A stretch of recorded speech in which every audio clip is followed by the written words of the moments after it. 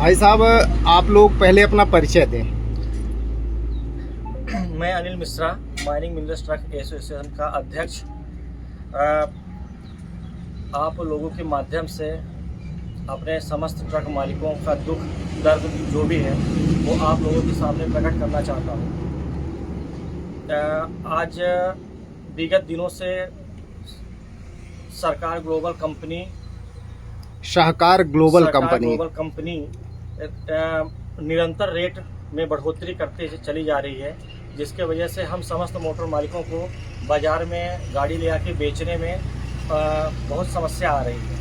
आज अभी तुरंत में 2 घंटे पहले ही इन लोगों ने फिर से रेट बढ़ा दिया है और काफ़ी मात्रा में रेट बढ़ा दिया है, जिसके वजह से हम लोग मार्केट में कोई भी मटेरियल सही रेट में बेच नहीं पा रहे हैं। नहीं तो टीपी का रेट जो होता है, टीपी बनती है जो एक नाप की, उस नाप पर दिया जाता है आपको कि उसके बाद भी रेट बढ़ाते घटाते रहते हैं? नहीं, इनका रेट का कोई फिक्स ही नहीं है। जब इनका मन हुआ 5 रुपये बढ़ा दिए, जब मन हुआ 10 रुपये बढ़ा दिए। रेट कुछ बढ़ा रहे हैं, हम लोगों को उसमें क्वांटिटी कुछ दे रहे हैं। इस तरह में मतलब निरंतर जो ये रेट बढ़ाते चले जा रहे हैं, उसकी वजह से मोटर मालिक कहाँ से सरवाइव करे, कहाँ से अपनी गाड़ी की किस्त दे, कहाँ से अपने ड्राइवर को मैनेज करे, कहाँ से बाकी चीज़ें मैनेज करे। इन लोगों का कोई सिस्टम ही नहीं है कि हमको कैसे बालू देना है, किस तरह से देना है। जब जो मन आया उस हिसाब से बालू दे देते हैं और रेट कर लेते हैं कि जब जो मन आया उस हिसाब से रेट बढ़ा लेते हैं। अभी कुछ साल में लगभग कितना रेट बढ़ा लिए हैं? जैसे अभी 3 महीने पहले 20 रुपये रेट था, फिर 22 रुपये रेट हुआ, फिर 24 रुपये रेट हुआ, 30 रुपये हुआ। आज संभवतः 37 से 38 रुपये फिट गाड़ी हम लोग को फिट में बालू पड़ रही है नदी से। जो आज का रेट है 37 से 38 रुपये फिट के हिसाब से हमें नदी में बालू पड़ रही है। तो क्या जो रेट वो बढ़ाते हैं उसी का बिल भी देते हैं या फिर उसका नहीं, कोई बिल नहीं देते हैं। हम लोगों को सिर्फ रमन्ना दिया जाता है। हम लोग जीएसटी की मांग करते हैं कि हमें जीएसटी की बिल दी जाए, तो हमें जीएसटी की बिल नहीं दी जाती है। हम लोगों ने भंडारण बना के यहाँ रखे हैं, हमारे भंडारण में हमें भंडारण की टीपी नहीं दी जाती है। हम लोगों ने कई बार मैसेज किया, कई बार बात करने की हम लोग कोशिश किए, लेकिन ना हमको भंडारण की टीपी दी जा रही है, ना हम लोगों को जीएसटी दी जा रही है, कुछ भी नहीं दिया जाता है। मतलब जीएसटी की चोरी भी हो रही होगी फिर? अब सर इसके बारे में तो अब ये वहाँ से अब हम लोग इसी भी कंप्लेन करेंगे कि क्या है कैसा है, लेकिन ये निरंतर रेट बढ़ता चला जा रहा है, जिसकी वजह से समस्त मोटर मालिक परेशान है। और जो मोदी जी की योजनाएं हैं, उस योजना के तहत ये गरीब को और लूटा जा रहा है। गरीब को हम कैसे सस्ती बालू दिलवा पाएंगे? जब हम 70,000 की गाड़ी लेके रीवा में आएंगे तो कैसे उसका आवास बनवा पाएंगे हम लोग? कैसे मोदी जी जो ये एक मिशन चलाए हैं कि हर गरीब का पक्का घर हो, तो इतनी महंगी बालू होने के कारण कैसे किसी का घर बन पाएगा? अभी आप लोग को जो बिल मिलता है, बिल में कितने अमाउंट का मिलता है, कितने का ट्रक लाते हो आप? सर हम लोगों को बिल कुछ नहीं दिया जाता है।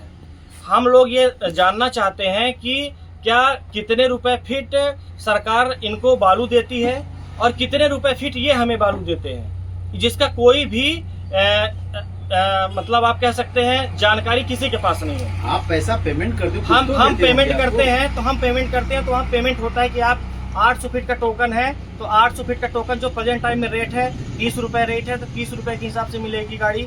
25 रुपए है तो 25 रुपए उसका जी बिल नहीं देते उसको। उसमें हम लोगों को क्या दिया जाता है? रॉयल्टी दी जाती है, ईटीपी काटी जाती है। उसमें हम जो जीएसटी का बिल मांगते हैं, जो आप बोल रहे हैं, वो जीएसटी के बिल के माध्यम से शो होता है कि हमने कितनी क्वांटिटी कितने में खरीदी है, वो चीज उसमें नहीं शो होती है।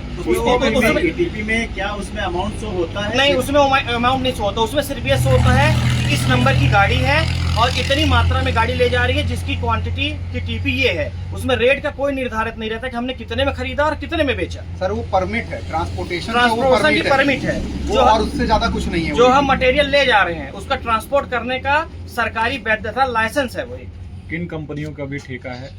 अभी पहले तो आपके सीधी सिगरौली और शहडोल ये सरकार ग्लोबल कंपनी की थी।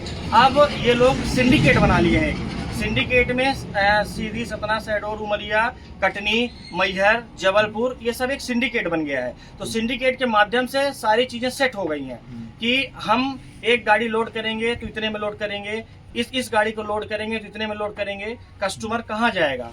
आखिर हम इस खदान से नहीं लोड करेगा तो इस खदान से लोड करेगा, इस खदान से लोड करेगा, मतलब कहीं भी नहीं जा सकता है। ये खेल कब से चल रहा है ये कि अमाउंट का शो नहीं करते हैं लोग? ये जब से सहकार ग्लोबल आई है, इसके पहले वंशिका का टेंडर था, सैनिक फूड्स का था। कभी इस तरह की समस्याओं का हम लोग को सामना नहीं करना पड़ा। बट जब से सहकार ग्लोबल का काम स्टार्ट हुआ है तो लगता है सहकार ग्लोबल मध्य प्रदेश सरकार चला रही है। इनके पास मतलब ये नहीं है कि हम घन मीटर में अगर टीपी दे रहे हैं तो घन मीटर में ही हम क्या करें, जो भी है तो रॉयल्टी जिसमें जैसे घन मीटर की काट रहे हैं तो घन मीटर से ही लोडिंग में, ये घन फीट पे लोडिंग देते हैं, घन मीटर में टीपी काटते हैं, घन फीट से हमसे पैसा लेते हैं। घन फीट से पैसा लेंगे, जैसे 800 का टोकन है तो 24,000 रुपये हमसे लिया जाता है, 22 घन मीटर की हमको टीपी दी जाती है। बट ये घन फीट का रेट बढ़ा दिया जाता है, फीट में हमको रेट बढ़ाया जाता है, टीपी सेम मेंशन। इन सब चीजों की शिकायत आपने पहले किसी से की है? इससे हम लोगों ने 1-2 बार ज्ञापन दिए, कलेक्टर साहब को दिए, वो दिए, लेकिन इसमें कोई निष्कर्ष नहीं निकला। फिर दूसरी बात, कंपनी के द्वारा ना तो कभी खदान में कांटा लगाया गया है, ना कुछ भी किया गया है, खाली टीपी काट के दे देते हैं और बिना सूचना दिए क्या करते हैं, ये रेट बढ़ा देते हैं। जैसे ड्राइवर यहाँ से जाएंगे, वहाँ खदान पहुंचेंगे तो बोलेंगे आज 6 रुपये रेट बढ़ गया है। रात भर हम लोग की गाड़ियां खड़ी रहती हैं। जितने भी मोटर मालिक हैं सबने बैंक से, NDFC कंपनियों से फाइनेंस लेके बैठे, कोई 2 करोड़, कोई 4 करोड़, कोई 5 करोड़। इसके बाद जो भी सरकार की योजनाएं हैं तो उसमें क्या हो रहा है, ये है कि हम मोदी जी बोलते हैं कि हम 2028 तक पूरे पक्के मकान कर देंगे, संभवतः नहीं हो पाएंगे। हो इसलिए नहीं पाएंगे कि जब एक गरीब तबके का आदमी 1,20,000 रुपये उसको सेंशन होता है, 1,20,000 रुपए में जब वो 70,000 की बालू परचेस कर लेगा तो बाकी मटेरियल कैसे परचेस करेगा? उसकी मजबूरी है कि डस्ट यूज करेगा। डस्ट मीन्स यानी मिट्टी यूज करेगा तो मिट्टी का घर कितने दिन चल पाएगा? इससे अच्छा है सरकार उनको सीधे सीधे लिख के दे दे, भैया आप कच्चे ही मकान बना लो 1,20,000 में, तो बेस्ट है। लेकिन वो बेचारे अपने आप को 1,20,000 में ठगा महसूस करके मजबूरी में क्या करते हैं, सीधे सीधे मिट्टी यूज करते हैं। जो रॉ मटेरियल होता है उसको यूज करके बेचारे घर बनाते हैं। बालू से संभवतः उनका घर नहीं बन पाएगा। ये आप विजुअल ले सकते हैं उनके पास जाके, गरीबों के पास की बालू का रेट बढ़ने के बाद आप क्या यूज करते हैं। या आप लोग कमिश्नर को ज्ञापन सौंप रहे हो, आप लोग की शासन प्रशासन से क्या मांग है? शासन प्रशासन से हमारी ये मांग है कि जो भी खदानें सेंशन होती है, जैसे हमारा शराब का कारोबार होता है, शराब में एक गाइडलाइन रहती है कि आप टेंडर कितने में भी उठा लो, चाहे 100 करोड़ में उठा लो टेंडर, लेकिन जो MSP और MRP के बीच पे ये आप शराब से अलाउड करो। इसी तरह हम सरकार से ये हमारी मांग है कि हमको निर्धारित करें कि कितने घन मीटर से बालू की जो भी है अधिकतम से अधिकतम, ज़्यादा से ज़्यादा कितने घन मीटर से हमको बिल होना चाहिए और कितने रुपए घन मीटर सरकार ने अथॉरिटी दी उसकी हमको जानकारी दें कि भैया 200 रुपये घन मीटर है या 180 रुपये घन मीटर है, उस हिसाब से हम पे करें, या तो 300 है 500 है, हमको ये बताया जाए। कंपनी जो रेट निर्धारित कर रही है वो सरकार के मापदंडों के हिसाब से निर्धारित करे, अपनी मनमानी ना करे।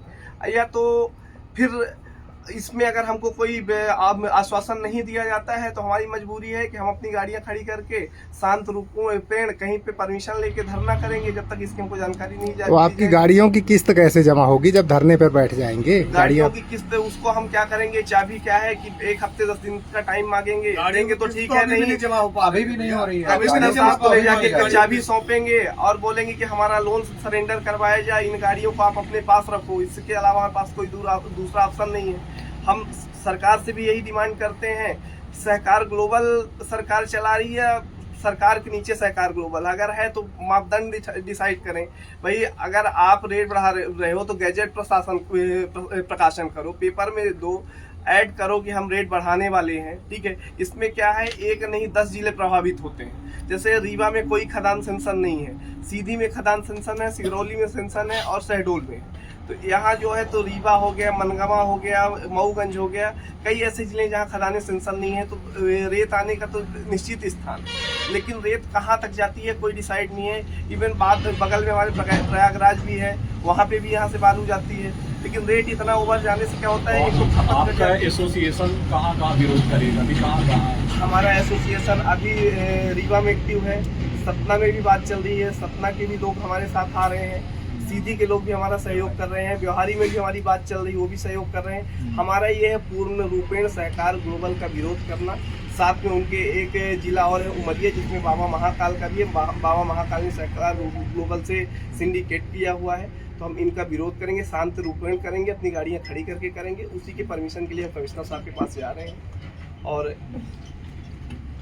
ये रेत कारोबारियों ने एक गिरोह बना लिया है, सिंडिकेट का मतलब ये हुआ ना, जी जी है ना, कि वो जो सिस्टम तय करेंगे उस सिस्टम को फॉलो सब करेंगे। उनको शासन के मापदंडों से कोई मतलब नहीं, वो अपना नियम चला रहे हैं। और ये खनिज विभाग की क्या भूमिका रहती है इसमें? खनिज विभाग की भूमिका ये रहती है कि उनका ये है कि जितने घन मीटर है उतना घन मीटर आप माल लेके जाओ, तो उसमें कार्रवाई करती है। जो उनको रेट से कोई लेना देना नहीं है खनिज विभाग से, क्या दे रहे क्या नहीं दे रहे उनसे कोई विभाग तो उन्हीं का है, उनसे मतलब नहीं, खनिज विभाग से कोई मतलब। जी बताइए।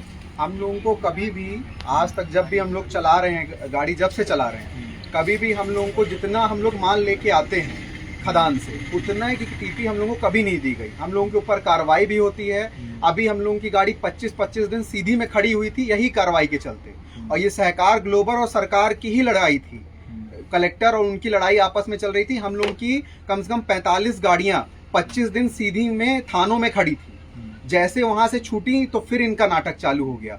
ये जब मन चाहते हैं तब रेट बढ़ा देते हैं। 1 रुपए का इन लोग हम लोगों का सपोर्ट नहीं करते हैं। गाड़ी पकड़ जाए या कुछ भी हो जाए 25-25 दिन इनको लग जाता है छुड़वाने में, क्योंकि हम लोगों को ये क्वांटिटी जो है तो कम देते हैं। अगर जितने का हम माल खरीद रहे हैं, अगर हमको उतनी की क्वांटिटी टीपी दी जाए तो हमारी गाड़ी कोई रोक ही नहीं सकता। हमारी गाड़ी तो वैध है, हम तो परमिट से आते हैं। हम लोग ऐसा तो है नहीं कि हम लोग 2 नंबर की बालू ढोते हैं, 1 नंबर में ही हमेशा चला रहे हैं। मगर क्योंकि इन लोग हम लोगों को उतना वैध टीपी नहीं देते हैं तो माइनिंग कार्रवाई करती है हमारी गाड़ी पे, और 25-25 दिन हमारी गाड़ी पकड़ लेती है। नहीं, माइनिंग विभाग तो वहाँ से सब सेटलमेंट होता है ठेकेदारों से, देखिए। और हालत ये है कि जितने ये माफिया हैं, चाहे वो रेत माफिया हों चाहे शराब कारोबार हों, सरकार के अधिकारियों का नियंत्रण नहीं है उनमें, क्योंकि सरकार के सिस्टम से वो सीधे जुड़े होते हैं। बिल्कुल नहीं है। मगर क्योंकि हम लोग तो सब कहीं ना कहीं फाइनेंस में कर्जे में लेके ही गाड़ी चला रहे हैं, और हम लोग तो पैसे दे के खरीद के लाते हैं, जिसका हमको सही ढंग से बिल तक नहीं दिया जाता है। कोई भी बिल, एक पर्ची तक नहीं दी जाती, सिर्फ परमिट दे दिया जाता है ड्राइवर के फोन में कि ये लो और आप जाओ, और उसके बाद आपकी कोई गाड़ी पकड़ ले, आपके ऊपर कोई कार्रवाई कर दे। आपको चाहे तो कोई 3 लाख का जुर्माना हुआ है गाड़ियों पे, 1.5 लाख का जुर्माना हुआ है। अब ये बताइए, हमारी हर महीने की एक गाड़ी की किस्त 1.25 लाख रुपए है, तो हम 25 दिन हमारी कोई गाड़ी पकड़ ले तो हम कहाँ से हम 1.5 लाख रुपए निकालेंगे और कहाँ से हम 3 लाख रुपए जुर्माना भरेंगे। कंपनी चोरी करती है और फंसते आप लोग हैं। जी बिल्कुल, ये चल ही रहा है। ये जब से ये बालू में, चाहे तो वंशिका हो, चाहे तो सहकार हो, चाहे तो बाबा महाकाल हो, कोई भी ग्रुप, मतलब कोई भी आ रहा, इसको कोई देखने वाला नहीं है, इसमें हम लोगों को कोई सपोर्ट करने वाला नहीं है। आज स्थिति ये है कि गरीब आदमी अपने घर का गहना गिरवी रख के और घर बना रहा है, और उसके बाद भी वो बालू, अब बताइए 1,20,000 अगर आवंटित हो रहा है और 70,000 अगर वो बालू में दे देगा तो कितने रुपए का वो सरिया, 70,000 में क्या 2 कमरे का सरिया, सीमेंट और लेबर और ये सब चीजें निकल सकती हैं।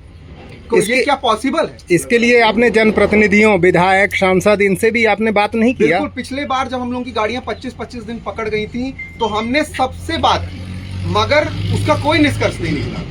हमने डिप्टी सीएम तक किया, हम लोग गए वहां पे हमने बात किया, उन्होंने कलेक्टर को फोन लगा के बोला। तो क्योंकि सरकार, ये सहकार ग्लोबल ही सरकार चला रही है, सरकार तो वही चला रही है।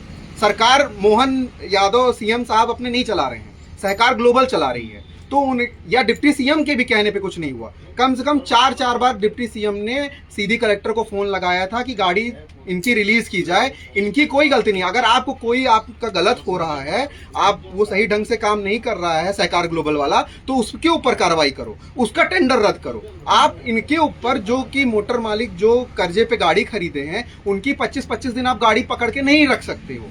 इतना कहने के बाद भी वो गाड़ी तभी छोड़ा है जब उनका काम हो गया, आपस में सेटलमेंट हो गया, तब गाड़ी छूटी, नहीं तो गाड़ी नहीं छूटी।